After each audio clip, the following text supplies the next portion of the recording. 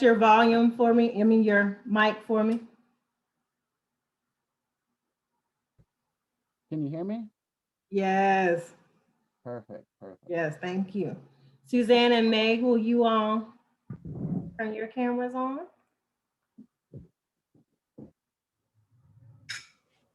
Are you able to hear me? Yes. Yes. Perfect.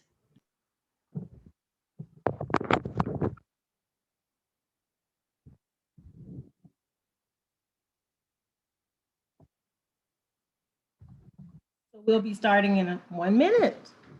There's another panelist that will be joining us. They sent me a text message that they're running a little late, but we're going to start.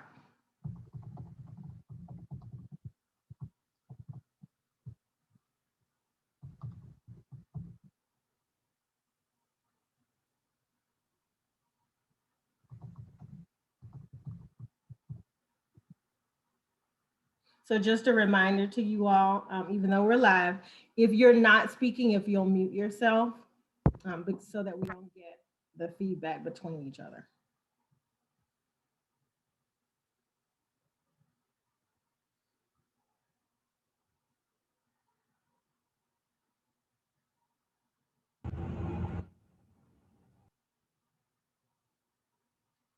Welcome, Ashley. Can you unmute yourself? There you are. Yes. Yay. Are you using your camera? Give me 1 second. Okay.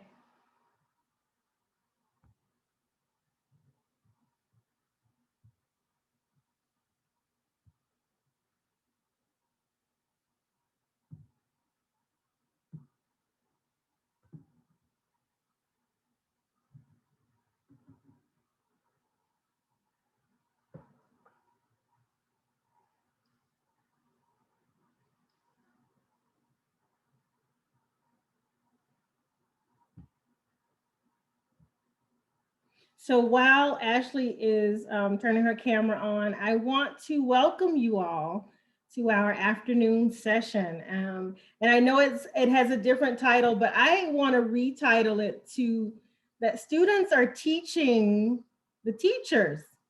They're teaching us this afternoon. So I am really excited about us getting to listen to them and them getting to share their stories and their experiences so that we can grow.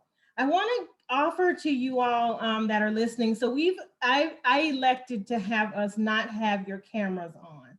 I wanted them to be able to speak freely and not have to feel intimidated. Not that any of them said they would be intimidated, but I just did not want the professor gaze on them. And so we elected to have it to where we cannot see you and you will not be able to do any question and answers at this time. If we have some time at the end, we may open it up, but I also just wanted us to focus on their voices and them getting to tell their stories. Another word of caution is I want you to, there are ways I want you to see yourself as faculty, but also not be critical. We are pretty hard on ourselves as faculty, and this is not meant to make that happen more. This is really, and the other caution is don't look for somebody else to be, their story to be said. So this is not a punitive. This is really for us to hear their stories and then take notes for ourselves. Oh, I'm doing that. Oh, I could do that a little bit better. But this is that I want this to be a conversation between them and for us to get to hear them without judgment of them or judgment of ourselves. And so this space is really an inviting space for you all to be here, but for them also to get to share their stories. So I want to start off by thanking each of them for agreeing to participate in this and making the time this afternoon to be with us. So I want to start off by asking you all to introduce yourselves and tell us just a little bit about yourself.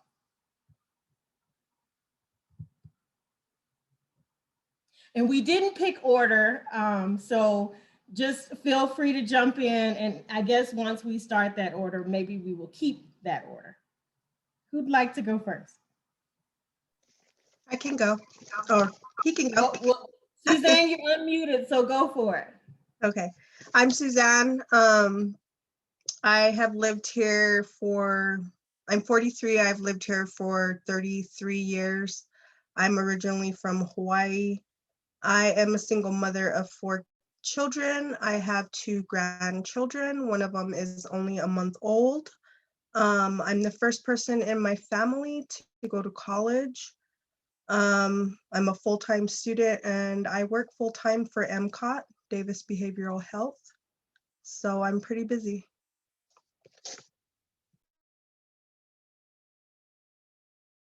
I can go next. I am Ashley Renee Moore. I am a first generation college student as well. I am 22. I graduated from SLIC last year while the pandemic started, and now I am a junior at the University of Utah for social work. I am originally from California, but spent half my life in Georgia, and then I was tricked to coming to Utah. Yay, snow. Um, I am one of 5 children in my family, and my nephew was just born in October, and he's a little ugly, cute baby, and we all love him. Yeah, my name is Zach McCrae. I'm 33 years old. So Zach, Yep. Zach, can you hear me? Yep. Your mic sounds like you are covering it. Can you back up from it a little bit, or Back maybe up. something's I have if there's someone else who can go, I can get like some headphones with a mic. I thought, does this sound better? Like not quite. You're still a bit muffled. Do you have access to go and getting them now? Yeah, I'll be right back. Okay, so we'll let Meg go, and when you come back, you'll introduce yourself. Hi, I'm Meg. I am an international student at SLIC. I'm 20. This is my second semester. I'm from Toronto, Canada, where most of my family is still. I moved to Salt Lake about a year and a half ago, and I am, my major is in social work.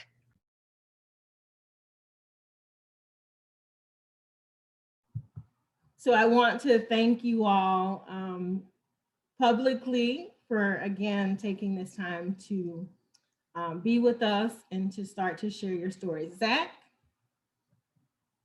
Okay, does this sound better? Oh, yes, yes, yes. Thank you, Okay. Zach. Okay, sorry about that. So yeah, my name is Zach McCrae. I'm a 33-year-old student. I pretty much came to SLIC is right out of high school and just took classes like one at a time, two at a time.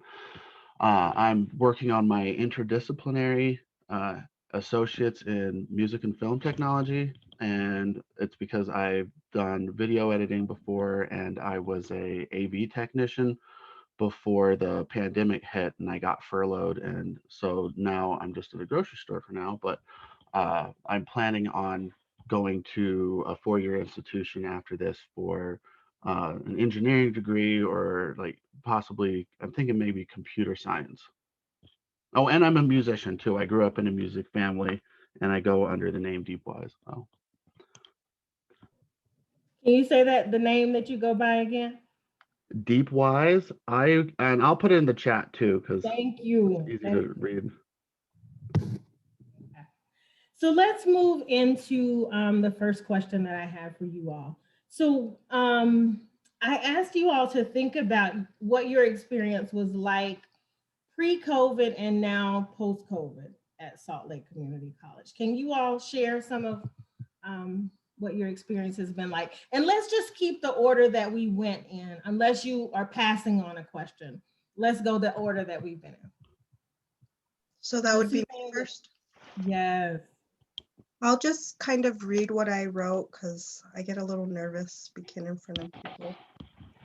This semester, I chose to take all my classes online. This seems to work better.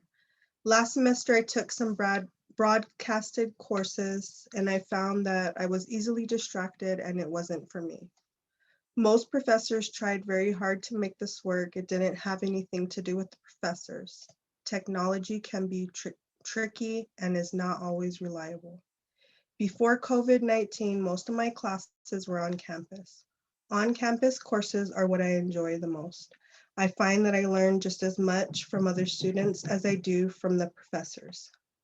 Class discussions are not the same online as they are in person. I feel more engaged in in-person classes. This semester has been rough for everyone. I know I was bummed when they shut the campus down last year. The scary thing is that I might be getting used to this. So Thank you. I will have to definitely agree with Suzanne. When COVID started, it was my last semester at Slick, and I was getting ready to transfer to the University of Utah. I don't like to procrastinate, so thank God that I did all of my applications, scholarships, and applied to everything before, like right when the date I think it was like March 13th, I had turned in all my applications for the University of Utah. But before that, like I knew that doing online classes didn't work before, and I'd only took 2 at Slick. But going into all my classes being online, I was scared. I knew that that wasn't, I had gotten my lowest grades in online classes, so I was scared, and I got C's. But before, in all my in-person classes, I'd received A's and B's, so it was definitely scary because I didn't want my GPA to go down. I knew that my learning style wasn't on the computer. Yeah, it was pretty interesting. So I've been a full-time student since I started at Slick, and I became a student at Slick about 6 months after COVID had started. So I did have the experience of taking one in-person class, but I'm now currently fully online. I agree that I mean, for me, it was less the distraction of being online, but I think that sort of like um, the way that it was handled at school was really good. Like when I was in person, I felt safe when I was there, sort of to switch gears. Um, we were required to wear masks. We were required to sit 6 feet apart. And so that was really helpful. And I didn't struggle so much with being distracted, but I struggled with the technology side. Like I found myself being a new student, getting really, really overwhelmed with Canvas. And I didn't feel as though I had much guidance in that area. I was actually late to one of my first classes, and this brought up a lot of anxiety for me and like self-doubt. I was a new college student. So yeah, I think that has been probably my biggest struggle, just navigating the technology.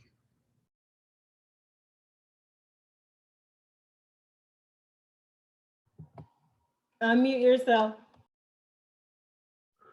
I was taking 2 classes at when the pandemic first started, and it was kind of like transitioning to online only, but one of them, he just didn't have a class, so it was just entirely on. It turned into one of those entirely online classes, and then the other one, we also just submitted assignments in person, but then we took the final submitted assignments online and then took the final in person, because nobody really knew what was going on with the technology. But last semester, I took 2 a broadcast, like online lecture courses, and then 1 full online course.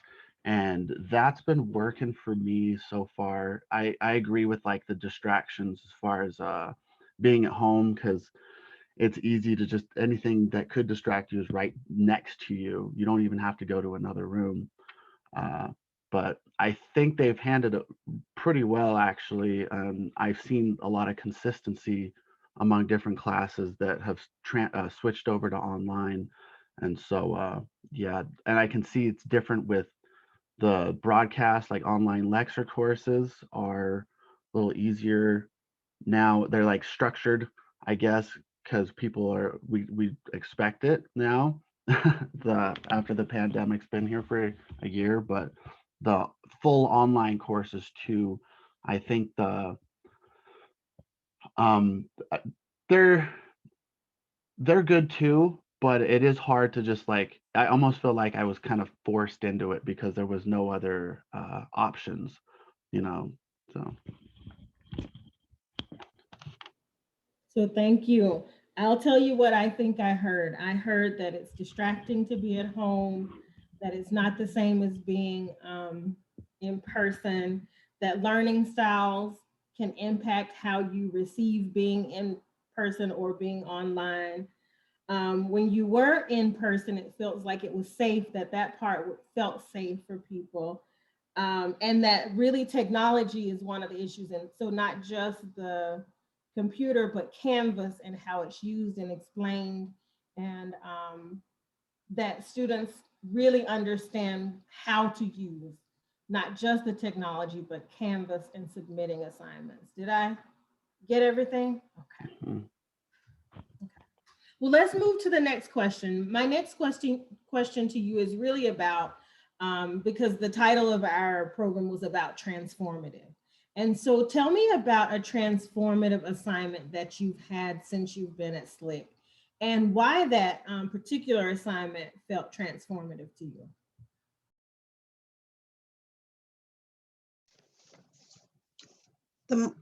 One of my most favorite transformative assignments last semester was the social justice project on intersectional feminism, focusing on racial inequality. During the protests, it gave me an outlet for how I felt during this time, which was frightened, angry, and sad. I enjoyed learning and laying my ideas out in a creative way, and I had fun doing it.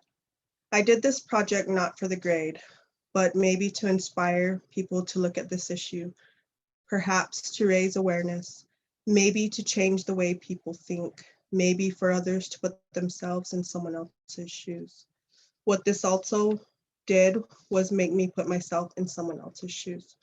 For example, I hadn't thought what it would be like to be disabled. I felt like a hypocrite. Here I was asking you to put yourselves in my shoes, but I hadn't done the same thing for someone that was disabled. Um, so my major is in social work, and my last semester I was taking either 2 or 3 classes, and I was doing my internship at a place right next to SLIC called the Neighborhood Valley. It was for somewhere part of the Asian Association. It was for refugees. And so I was like an assistant teacher, and I would help the kids, and my whole passion is children. A lot of them come from different places. They have their own language. They're inspirational. And me being able to be a part of their lives and, um, encourage them, help them, because a lot of them had some attitude. I was with the teenagers, and you know how teenagers can be. They get a new person to come in, they're trying to figure you out and stuff. And it made me open up my eyes and realize, sometimes that we forget we were kids once. Um, we go through things thinking people don't understand. And I learned how to be more patient and more understanding just dealing with those amazing teenagers. And it made me realize, not every kid's the same. Um, all of them had different learning styles. They have their own experiences, and that's what made them really unique. And appreciate their uniqueness and use those as strengths to help them be and do what they want to do as they continue to go to school. So, an assignment that changed my experience at SLIC was a self-care discussion board. In this assignment, we were asked to discuss with fellow classmates what we do for self-care outside of school. So, for example, therapy, working out, meditation, etc. We were asked to add to this discussion board throughout the semester. Though this assignment seems fairly basic, I found it extremely beneficial to my overall experience as a student. This discussion board allowed me to slow down and check in not just with other students, but also with myself. And it also gave me the impression that this professor cares about their students' mental health, which ultimately does have a large impact on our academic lives. So my signature assignment was one of the classes I took. Last semester, I took American government, comparative politics, and African American studies all at the same time, and they all really complemented each other. And so my signature assignment for the African American studies one was about Black nationalism and Marcus Garvey and the Black Wall Street massacre in Tulsa, Oklahoma. And it was interesting because it was like an assignment where I had an opportunity to research from academic sources something that I was already interested about, and see all different sides of it, and then also better articulate my ideas and where I'd come to other people. And also, just because of the nature of it, it encouraged me to ask other people, like in my day-to-day life, what their opinions on it are, and just to uh, just learn more about the world, learn more from other people, and yeah, it's been really transformative in that way. Thank you for sharing your experiences. Here's what I heard from you all. Let's see, that it made you reflect and go inside and to have a different perspective. You thought one way, but then once you did the assignment, it really made you look and see a perspective from another person's point of view. It brought out your passions. It challenged you. It reminded you of who you were at their age, and also just helped you to feel connected to that community in a way, and especially that age group in a way you didn't know that you would, but it challenged you in that way to grow. The other assignment that I heard mentioned was that it wasn't an assignment necessarily that would have seemed like a big deal, but it really had an impact because it wasn't just about your academics. It was about you as a person. And then the last one I heard was a connection between courses, but it gave you a place to start with something that you were interested in, but then it led to you becoming academic in the way that you thought and approached it. It gave you a sense of researching and connecting to an academic community of conversation. Thank you. Let's move to the next question. Let me check out time and see how we're doing. Okay. So I want us to talk a little bit about what do you feel like are some of the actions and attitudes that invite you into the classroom? And then I want you to talk about some of the actions and attitudes that have made you feel like you're not a part of the classroom.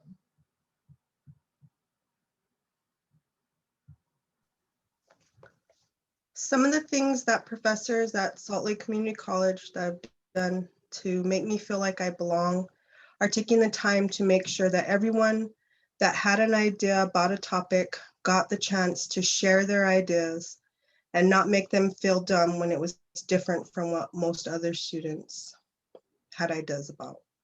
One of the things I worried about when I first thought of going back to school was my age. I felt that I wouldn't fit in.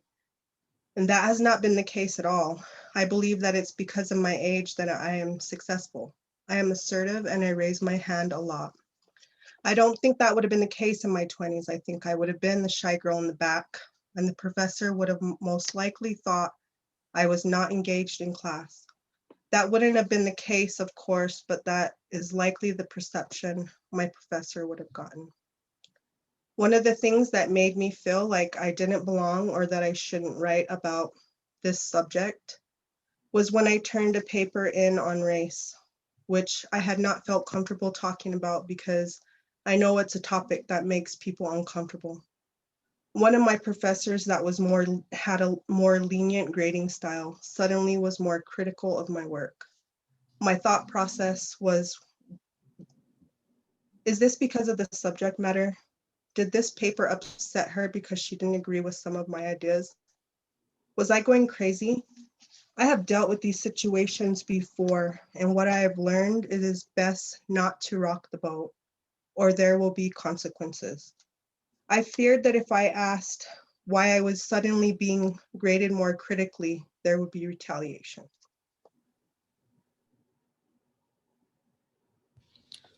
For me, I guess pros would be when it sounds funny, but when my professors were more engaging, I received A's in their class because I wanted to come to class. Um, when I say engaging, I'm not saying like sitting by the door saying, hey, Ashley Renee, like, welcome to class. No, it wasn't just lecture. It was engaging, different activities. Like I said, different people have different types of learning styles. Some people can't just sit all the time. Some people have to be hands-on. I remember a couple of my social work classes, like we would get into groups and like have markers and poster boards and do stuff like that, talk to others. Like I know some of us are shy, but getting out of our comfort zone means growth. And a lot of my professors, who I can still talk to now, were very engaging and supportive. Not all of them, but majority of them. Um, Something that I found discouraging, and I'm still like this even at the U, is one of my professors didn't, kind of like Suzanne said, but they looked at me as an African American young woman and basically silenced me before I could speak. And I know race is something is a very sensitive topic, but even I went to Slick since 2017, and Dr. Kadri was my only African American teacher. So I felt like she was the only one that understood me too. And it sucks to say, but I felt like some of my professors looked at me a certain way until I turned in my work. So I am in the mentality now, completing my bachelor's, that my first 3 weeks of class, I don't talk and I turn in my work. And I've noticed that my professors will actually call on me in class after the first 3 weeks because they see the kind of work that I do. It became discouraging to not talk in class because I know what I'm talking about, but I just have to I learned that I had to prove and work even harder than I already do, and I work hard to be heard and validated about information that we're talking upon when we're in class.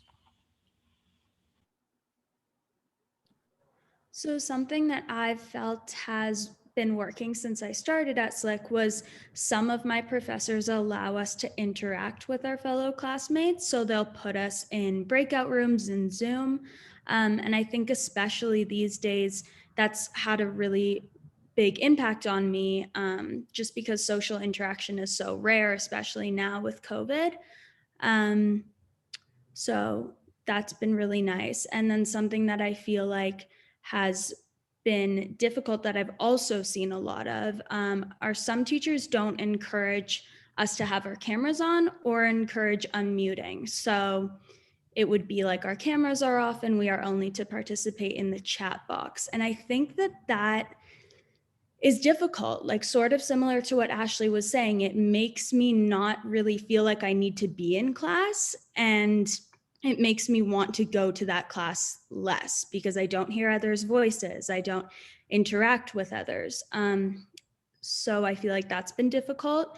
And another thing is a few teachers don't have office hours. And so for the students who would take the time to attend office hours like myself, I do feel that this is extremely beneficial.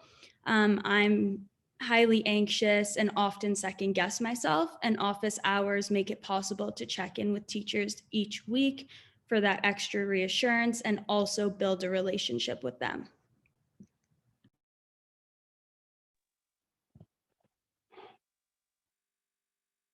So one of the things that made me feel more welcome in the class was during lectures. I'm kind of reading off of this. During lectures and broadcasts, they would call on me when I raised my hand. I know that sounds really simple, but some professors don't really do it that much. And not just for questions, but for quick comments that are relevant to the topic of the lecture and when there's enough time to make comments. So like near the end of class or near the end of something that they said. Um, Also, professors made me feel welcome when asking a dumb question or giving a wrong answer. Like I could tell that, if somebody said something that everybody else probably would be laughing about inside, that the professor would like stop and find another way to respond that was more polite or not as embarrassing to the student. Um, some Also, I agree with Megan as far as the interaction. Some professors seem to have an easier time getting students to interact with each other. That's a lot easier during the broadcast sessions. I had only one teacher that broadcasted a lecture, but the only people that could really talk, nobody had their camera on. Some people had their mic on, but not everybody had their camera on. But then there's an online course that's a full online course without a lecture that I have right now. And one of the interesting ways they've done it is instead of just a discussion board, like in the discussion board, they'd use Kaltura or a recording of yourself so people can see who you really are and how you behave in person instead of just with words. Dr. Kadri is the only African American teacher I've had, and that's made me feel very welcome in that class. And other uh, professors that are of the global majority.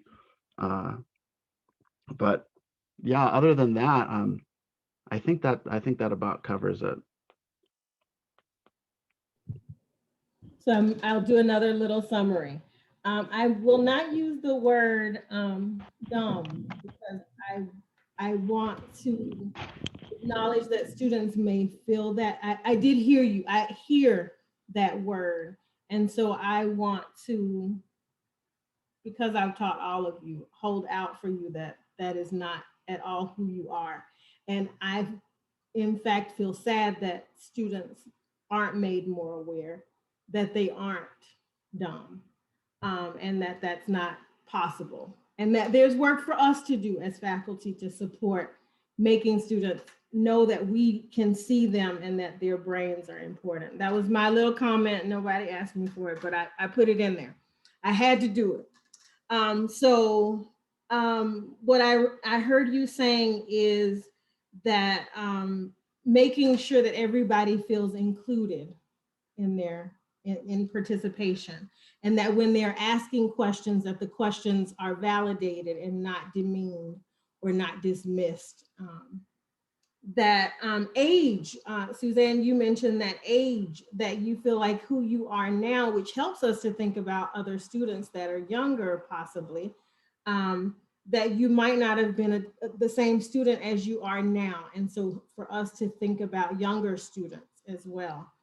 That race is in the classroom, and whether anybody's talking about it or not, that it is a part of how you are feeling in the class and want to feel differently or are worried about repercussions or slights related to that. I did hear two of you mention that I was the first African American professor that you've had and how that made you feel connected to the college and to your educational experience. I heard you also talking about making sure that there are opportunities to do breakouts or that you get to interact with your classmates because it challenges you, but it also gives you time for connections, especially during this particular time of being isolated more and more. Um, Zach, you mentioned using the tool, using online differently to where people are actually asked to talk instead of just writing out answers all the time. That we use tools like Kaltura to have you video yourselves so that that interaction and you're real, you're not just words on a paper. Did I miss anything, or did you think that covered? Okay. Let's see how we're doing on time. We have I think we have two more questions. There may be three. We might not get to one of them.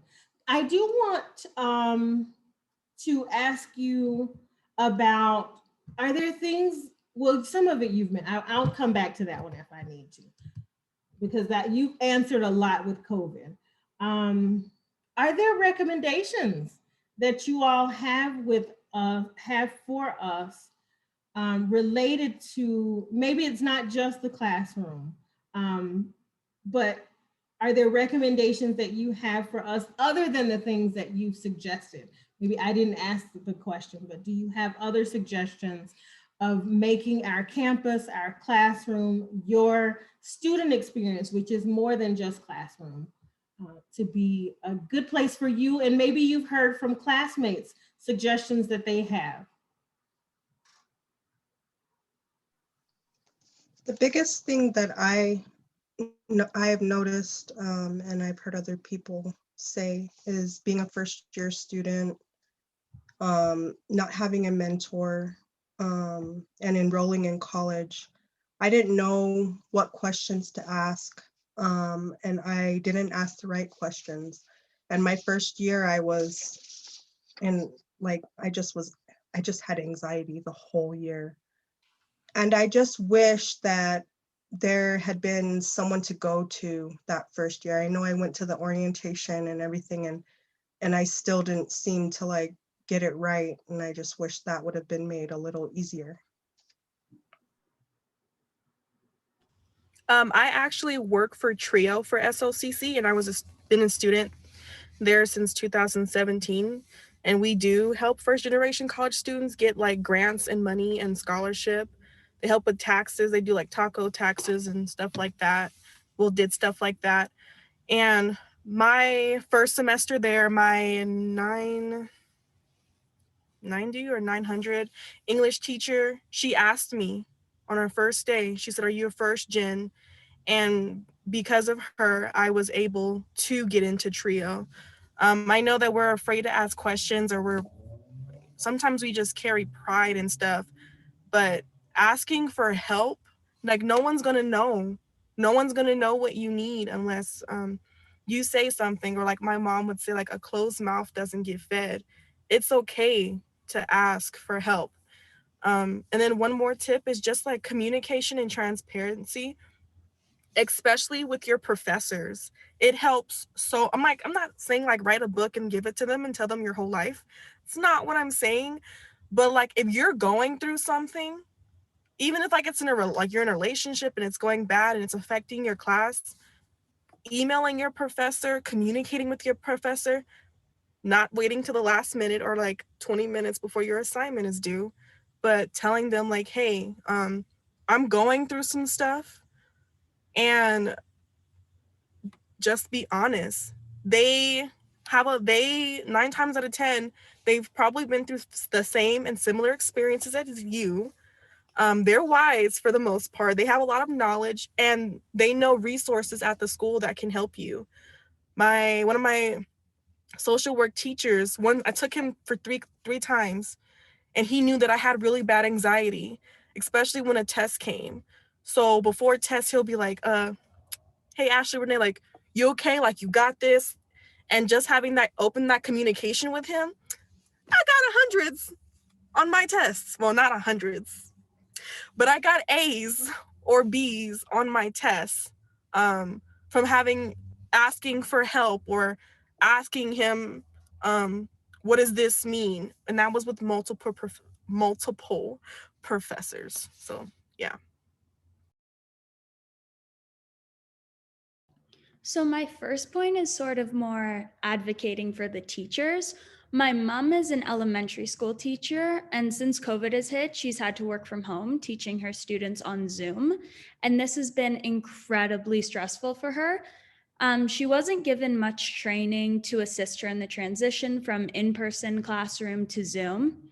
And I've also seen some of the professors at Slick struggling with the same technology issues. So I would encourage Slick to offer more training and support for teachers while they explore online teaching. For example, extra help in centers where they can go in and or call or Zoom for technology tutoring. as well sorry.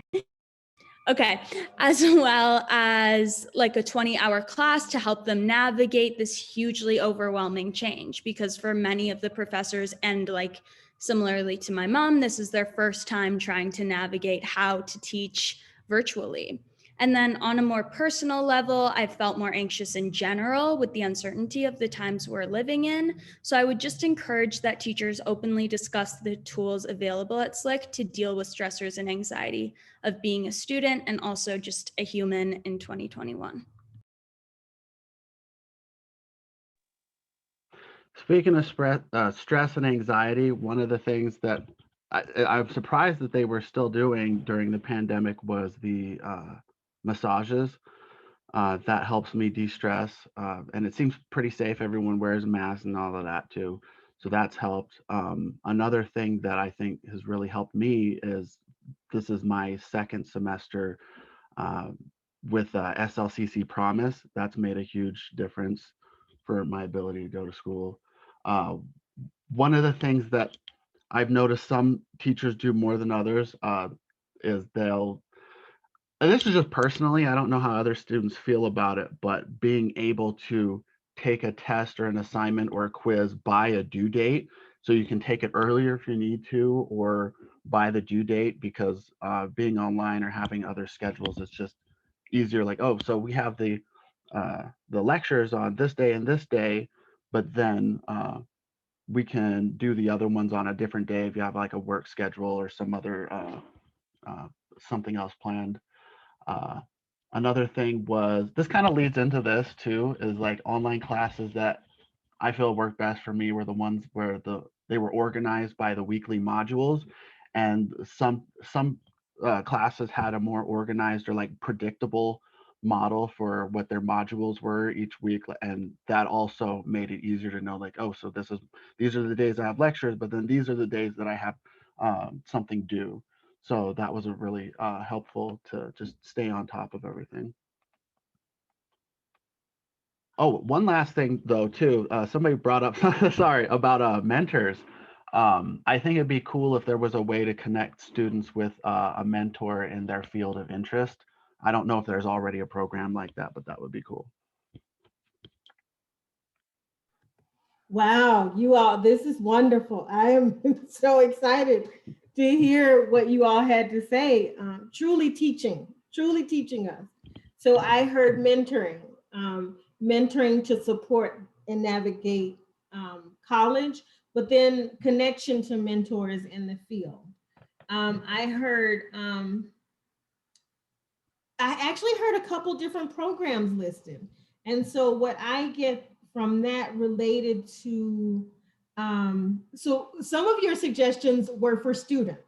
And so it's making me think we need to have a panel for students so that other students can help students navigate.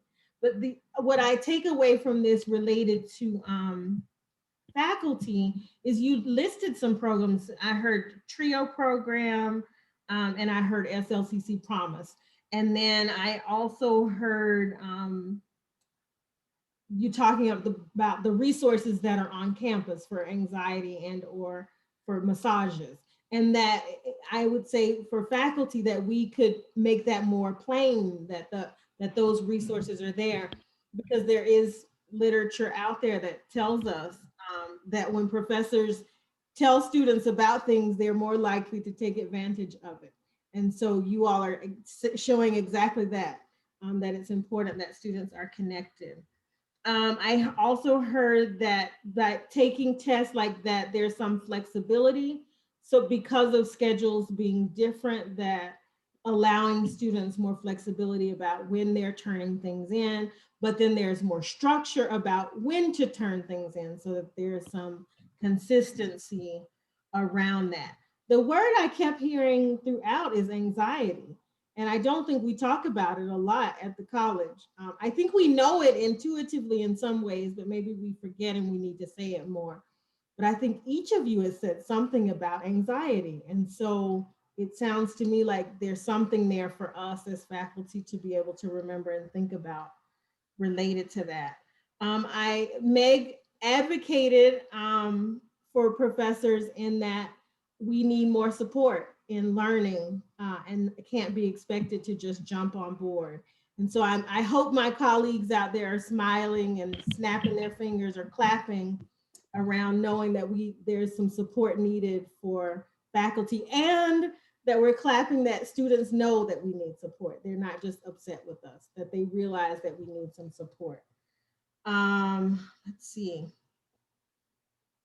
Oh, there was something about encouraging students to ask for help so that they can communicate with their professors, not just expecting them to do it, but asking them, telling them they can ask for help or making opportunities for them to ask for help.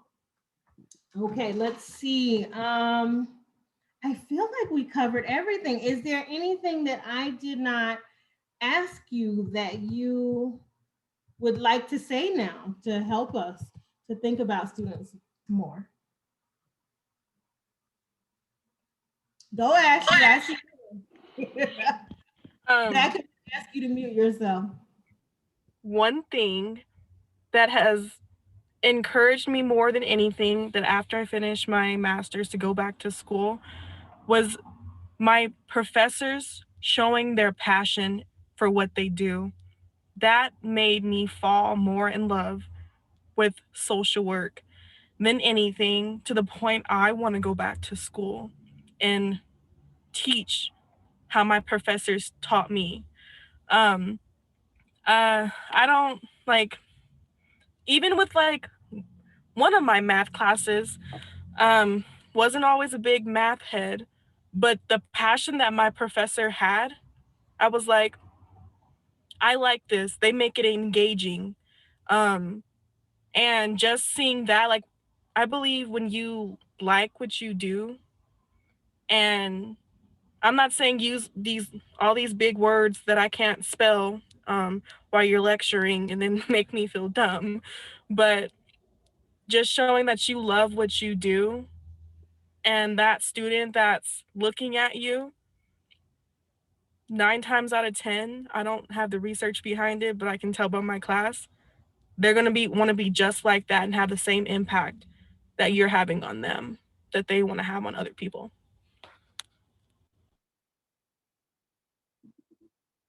I also just have one last point. So I've noticed about half of my classes, I think we're in this like awkward transition period where some teachers are asking us at the beginning of our course to introduce ourselves with our pronouns. And I think that that's awesome. Like, I think that that's really great, but there's definitely some inconsistencies. Like, not all teachers are doing that. And I think that that really does make Slick like a more welcoming and inclusive environment for everyone. So I would just encourage to carry on the path we're going down.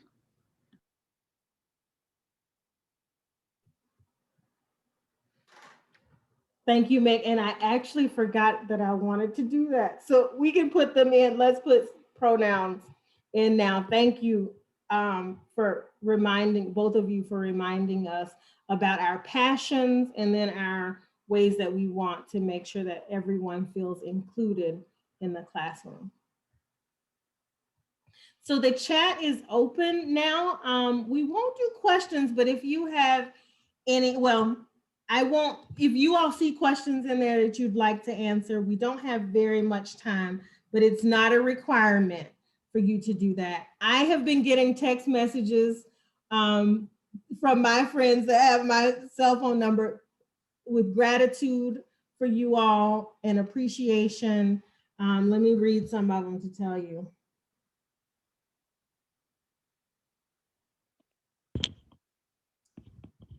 The students are great. Please extend my gratitude. Wonderful recommendations. Let's see, are there any other? I just opened it up. So if people, oh, I didn't rename the thing so you could, I don't even know how to do, no, I don't have security clearance to do that. I usually have, oh, somehow Meg, you did it.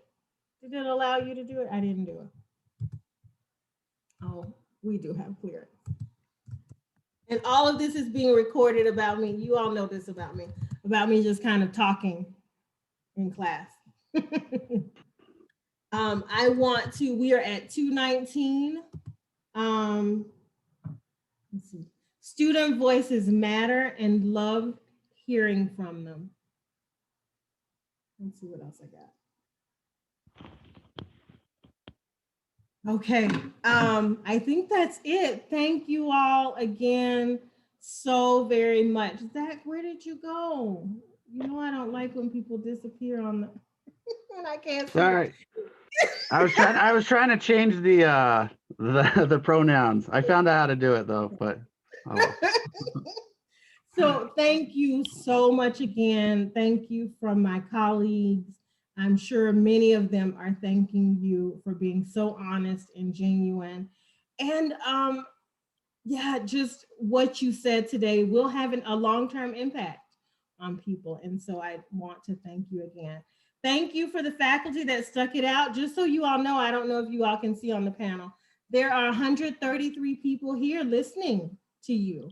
So you have touched 133 lives this morning. Oh, it's not morning. I lost track of the date. This afternoon. So again, I want to thank you, and we will, the 5 of us will switch over to my Zoom to close out. So thank you all again, and I hope you took something away from this that will help you to think about what you're doing and to think about what we're doing as a collective, as faculty, and how to, not just faculty, there may be people that aren't faculty, but as an institution to support students and to give them platforms like this to be able to talk to each other, talk to us, and share their knowledge, their wealth of knowledge. Okay, take care. Have a great afternoon. Oh, one plug, I will be, Kristen Morley and I will be talking this afternoon from faculty development. And this again is one of those areas that we will be talking about and thinking about supporting students more. Thank you. Take care.